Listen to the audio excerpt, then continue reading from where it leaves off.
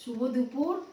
আমাদের এখানে তো ঠান্ডা পড়েছে, তোমরাও কালকে কমেন্টে জানিয়েছো যে বর্ধমান, যাদবপুর, তারপরে শিয়ালদার ওইদিকে লোক করে প্রচুর ঠান্ডা পড়েছে ওদিকে, এমনি সোনারপুরেও প্রচুর ঠান্ডা পড়েছে শুনলাম। ঠিক আছে, তো কোনো কিছু করার নেই, প্রকৃতির নিয়ম। আমাদের এখানে আজকে এত ঠান্ডা, মানে 12টা 12:30 নাগাদ রোদ্দুর উঠলো। আমার কিন্তু পিঠুটা, এত হাওয়া। আমার পিটু তো ঘর থেকে বেরোচ্ছে না, চিনি তো কম্বলের উপরই বসে আছে, এখন একটু রোদ্দুরে বেরিয়েছে।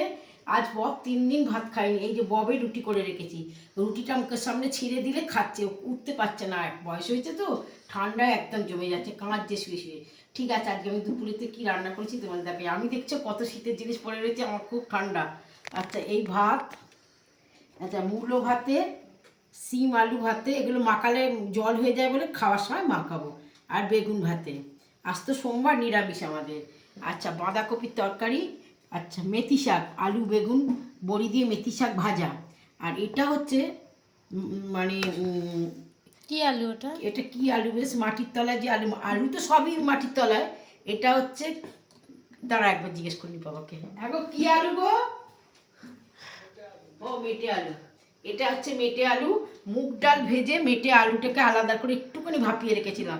মুগ ডাল ভেজে তাতে এই যে দিয়েছি, কিশমিশ দিয়েছি, দিয়ে ডাল করেছি। এতে মিষ্টি দেবেন না, মিষ্টি মুগ ডালে ভালো, মানে আমরা তো খাই না, এই মিষ্টি কিশমিশে মিষ্টি হয়ে গেছে। আলুটা এই দিয়ে আলু ঘন ঘন করে ডাল করেছি। আর বিকেলে আর এত ঠান্ডাইতে রাত্রিরে ভাত খেতে পারছি না, রাতে রুটি করছি, এই যে ঘুগনি করে রেখেছি, ঘুগনিটা করে রেখেছি, একটু গরম করে নেবো আর গরম গরম রুটি করব। আর গুড় তো আমাদের আছে।